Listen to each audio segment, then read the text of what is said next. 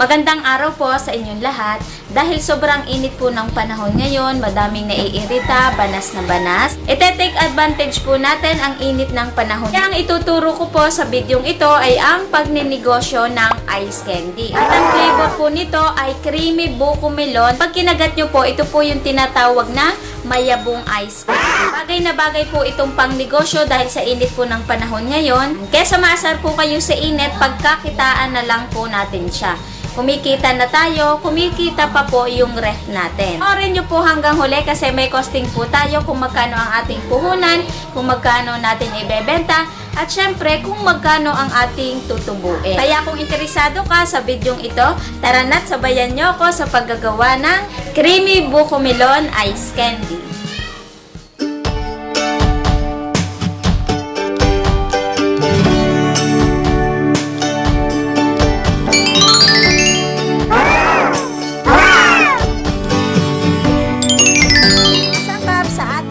Melon ice candy. Gagamit po tayo ng 10 litro ng tubig, pero ito po ay 9 na litro po lamang. Yung atin pong 1 litro, ito po yung ipangkakanaw natin dito sa ating kasabay starch. At syempre, gagamit po tayo ng 6 na cups na kasabay starch.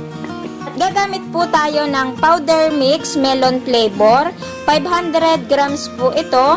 No need to add sugar. Tapos ito po, pwede nyo po talaga itong itubig sa 10 litro ng tubig.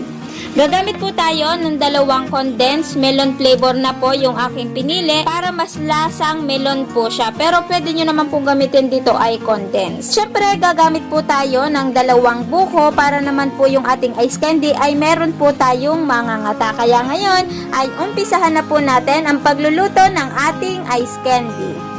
Buhayin na po natin yung ating kalan. Hintayin na lang po nating bumulak itong ating tubig at babalikan po natin mamaya. Habang iniintay po natin na kumulo yung ating tubig, kakanawin na po natin sa tubig itong ating cornstarch. Ito po, haluin lang po natin ng ayos para paglagay po natin sa ating tubig ay hindi po magbuo-buo. Yan, kumukulo na po yung ating tubig. Ibaba ko lang po ito. Yan, kumukulo na po yung ating tubig at ilalagay na po natin yung ating cornstarch. Dahan-dahan lang po at sasabayan po natin ng halo para hindi magbuo-buo.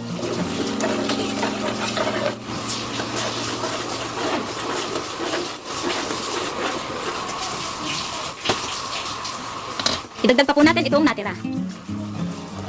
Yan, okay na po yung ganang kalapot. Sabayan nyo na lamang po ng halo kasi baka po magtutong yung ilalim. Kaya dapat po ay hindi nyo na po titigilan ng halo. Hintayin na lang po natin kumulo ito ng konti at okay na po ito. Ngayon ay patayin na po natin yung ating apoy. Okay na po to. Sali na po natin yung ating ice candy. Ilagay na po natin itong ating powder mix na flavor melon. Sabayan lang po natin ng halo.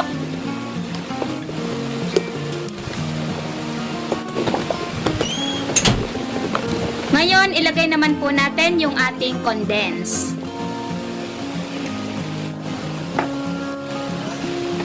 Nilagay na po natin yung ating 2 condense at haluin na lang po natin ito ng ayos. Orange na po yung ating ice candy. Melon na po. Lagay naman po natin yung ating 2 buko. And okay, nahalo na po lahat natin yung ating ingredients. Titikman lang po natin ito saglit kung okay na po sa ating panlasa. Hindi na po ako magdadagdag ng asukal kasi yung tamis po nito ay okay na po sa akin. Pero syempre kung kayo po ay gagawa nito, titikman nyo po muna bago nyo po balutin. Natatabangan po kayo sa lasa, pwede pa po kayong magdagdag ng asukal. Pero yung tamis po nito ay okay na po sa akin. Kaya ngayon ay intayin na lang po nating lumamig itong ating ice candy at magbabalik po tayo mamaya para po magbalot. Ngayon po ay medyo malamig na po itong ating gagawing ice candy. Ipapakita ko lang po sa inyo bago tayo mag-umpisa yung consistency po ng ating ice candy. Ganun po siya kalapot para maging mayabo po yung ating ice candy. Ngayon Ipapakita ko po sa inyo yung ating mga gagamitin. Kailangan po natin ng tray, yung paglalagyan po natin ng ating mga binalot na ice candy. 1/4 cup na panukat, ito po ay 60 ml. At yung ating pong plastic, ang size po nito ay 1 1/2 by 10. Yung atin pong embudo, kaya ngayon ay umpisahan na po natin ang pagbabalot po ng ating ice candy. Kailangan nyo po ng towel na basa para hindi po maglagkitin yung inyong kamay o yung ice candy. Madali lang naman pong gumawa ng ice candy. Katulad lang din po nung ating isang video dyan na langka po yung flavor. Kung hindi nyo pa po napapanood, panoorin nyo na po pagkatapos po ng video na ito. Ito po sa ating flavor na melon, pwede naman po kayong maglagay ng fresh melon, mas okay din po yun. Alam ko sa kasamang palad ay wala po akong mabili dahil medyo mahirap po ngayon bumili ng mga ingredients. Kaya yung meron ako, yun po ang ating niluto.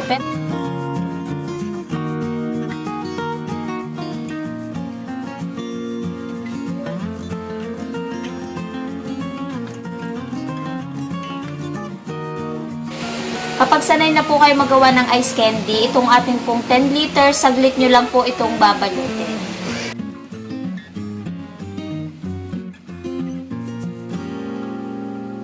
Balutin lang po natin to lahat at magbabalik po tayo mamaya.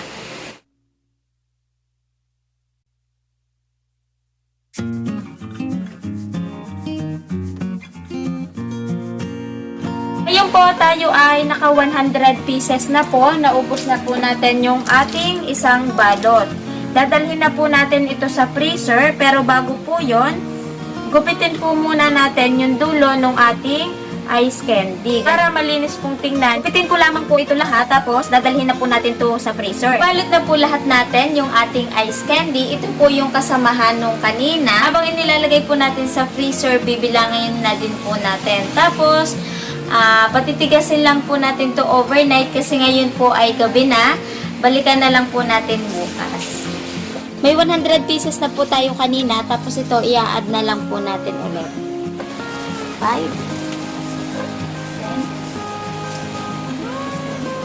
205 170. Naka 217 pieces po tayo.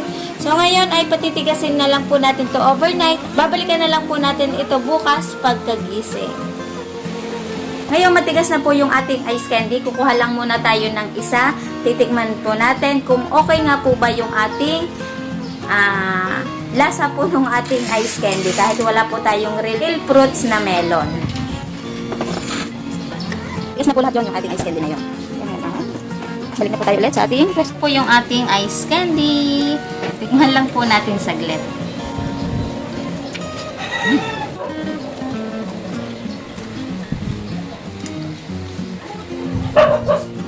Kaya po yung ating ice candy. Ayan, dahil po yan sa ating kasabay starch. Nung nagawa po tayo ng ice candy nung nakakaraan, ang dami po nagtatanong kung pwede po ba ang cornstarch kasi wala po silang mabilhan ng kasabay starch. Pwede naman po yun. Masarap po yung ating ice candy. Lasa din naman po yung melon kahit wala po tayong real fruits. Pero, iba pa rin po kung gagamit po kayo ng real fruits kasi meron po kayong mangunguya na melon. Kaya po ako naglagay ng buko kasi wala po akong mabili na melon. Dahil sa panahon po ngayon, ang hirap maghanap. Kaya naglagay po ako ng buko para meron po tayong mangunguya pag kumagat po tayo nitong ating ice candy. Sa magtatanong po, ate, paano po kung wala po akong mabiling powder mix? Ito po, optional po lamang dahil wala nga po akong mabili na totoong melon, kaya powder mix po yung aking binili. Kung wala po kayong mabibili na powder mix, pwede po kayong gumamit ng asukal, condense at yung totoong melon. Mas okay pa rin po kung ang gagamitin ninyo ay tunay na melon kasi meron po kayong mangunguya at iba pa rin po yung lasa ng tunay na prutas. Yan o. Sobrang yabo po ng ating ice candy. Ang sarap. Kasi hindi po siya nagyayelo. Parang hindi po kayong kumakagat sa yelo. Masarap po siyang tunawin lang sa dila kasi malambot po. Ayan. Ayan po yung ating buko.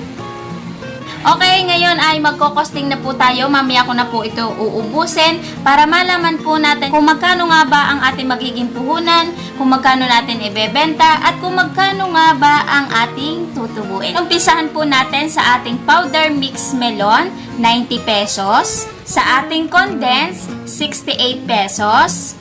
Kasabay starch, 25 pesos. Siyempre, mag-plus na din po tayo ng ating buko na inilagay, 60 pesos.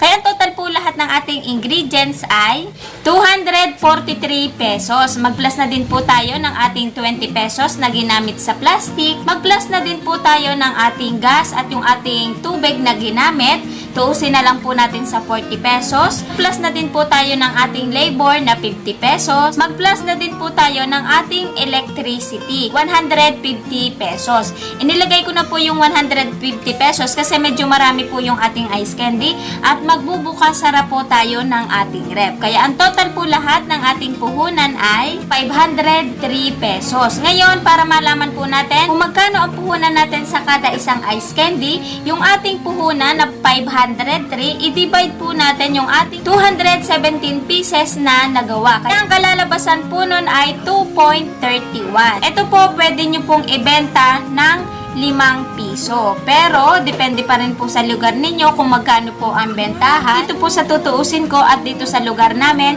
ipepresyo ko po siya ng 5 pesos. Kaya yung ating pong 5 pesos, i-times po natin sa 217 pieces na ating nagawa. Kaya tayo ay makakabenta ng 1,085 pesos. Para malaman po natin ang ating tutubuin, yung ating 1,085 pesos, i-minus po natin yung ating puhunan na 503 pesos. Ang kalalabasan po nun ay 582 pesos po ang ating tutubuin dito sa ating nagawang ice candy. Malaki po ang tubuan sa ice candy. Sasamahan nyo lang po ng sipag, tiyaga at diskarte. Malaki pa po ang inyong tutubuin sa ice candy. Halimbawa po, nag-uumpisa pa lang po kayo, hindi pa kayo masyadong kilala dun sa inyong lugar. Halimbawa po, every other day po kayong gagawa kasi hindi pa po masyadong kilala yung inyong ice candy. Yung atin pong 582 pesos, i-times po natin sa 15 days. Sa loob ng isang buwan, tutubo pa po tayo ng 8,730 pesos. Halimbawa po, nakilala na po kayo sa inyong lugar, nauubos nyo na, araw-araw na po kayong naggagawa dahil po sa sipag nyo, sa tiyaga nyo, at sa diskarte nyo. Halimbawa po, tinutubo nyo na po yung 582 a day, i-times po natin sa 30 days, 17,460 pesos ang posible nyo pong kitain o higit pa, basta sasamahan nyo lang po ng sipag, tiyaga, at konting diskarte, posible nyo pong kitain ang ganong halaga. Ayun po ay tubong-tubo na po ninyo, kaltas na po ang ating ingredients, labor, may kuryente na din po, kaya tubong-tubo na po ninyo yon. Imaginein po ninyo kung kayo po ay nagtitinda na sa labas, tumutubo na po kayo doon. Tapos, bumebenta pa din po yung rep ninyo. Tumutubo pa rin po yung inyong ice candy. Basta nagawa na naman po yung inyong ice candy, ilagay nyo lang po sa rep at kapag tumigas na, ay ready nyo na pong ibenta. Maglagay lang po kayo ng karatula sa labas, sulatan nyo lang po ng available here, creamy ice candy, kung anong flavor po yung inyong gagawin. At syempre, ang isang tips po dito sa ice candy, kung ano po yung murang prutas, ayun po yung gawin ninyo. Para yung inyong puhunan po ay maunti lamang at lumaki po yung inyong tutubuin. At yung procedure po ng paggagawa, ganun din po yung inyong gagawin. Ayan, madami pong nagtatanong sa nakaraan kong video, paano po kung ganitong prutas po ang gagamitin ko, ano po bang gagawin? Yan. Same procedure lang din po yung inyong gagawin. Basta sasamahan nyo lang po ng sipag, tiyaga at konting diskarte. Yun po lagi ang sinasabi ko. At siguradong kayo po ay kikita. Pwede po kayong kumita kahit nasa bahay po lamang, kapiling nyo ang inyong mga anak. Sana po bago po nagtapos ang video na ito, meron po ulit akong naidagdag na negosyo idea sa inyo. At muli, iniimbitahan ko po kayo na bisitahin nyo po yung aking YouTube channel, Tipid Tips at iba pa, at madami pa po kayo dyang video na makikita at magkakaroon po kayo ng mga idea. Kaya kung hindi pa po kayo nakaka-subscribe, pindutin nyo na po yan at pindutin nyo na din po yung bell upang updated po kayo pag may upload po tayo. At iniimbitahan ko din po kayo na i-follow nyo po yung ating Facebook page, Tipid Tips at iba pa, para kung kayo po ay nasa Facebook, updated pa rin po kayo pag may upload po tayo. Huwag nyo na din po kalimutan mag-like po nung ating video at mag-share po. At para makatulong din po tayo sa ating mga nanay, sa ating mga kamami, sa ating mga katrabaho, kaibigan na pwede pa po palang kumita kahit nasa bahay po lamang habang nag-aalaga po sila ng kanilang mga chikiting o nagtatrabaho na nagkakaroon pa po sila ng sideline. At para din po sa ating mga kaibigan na OFW na gusto na pong mag-for good po dito sa Pilipinas. Magkaroon po sila ng idea o makita nila na pwede palang kumita kahit nasa bahay po lamang habang kasama po nila yung mga mahal nila sa buhay. Yung lagi ko pong paalala, GCQ na po tayo. Kahit papaano po ay pwede na po tayong magnegosyo. Pero doble ingat pa rin po tayo. At sumunod sa mga paalala at pinatutupad na guidelines ng ating pamahalaan. Kaya ngayon, magpapaalam na po uli ako at kita-kits na lang po ulit sa aking mga next video. Marami pong salamat. Bye-bye!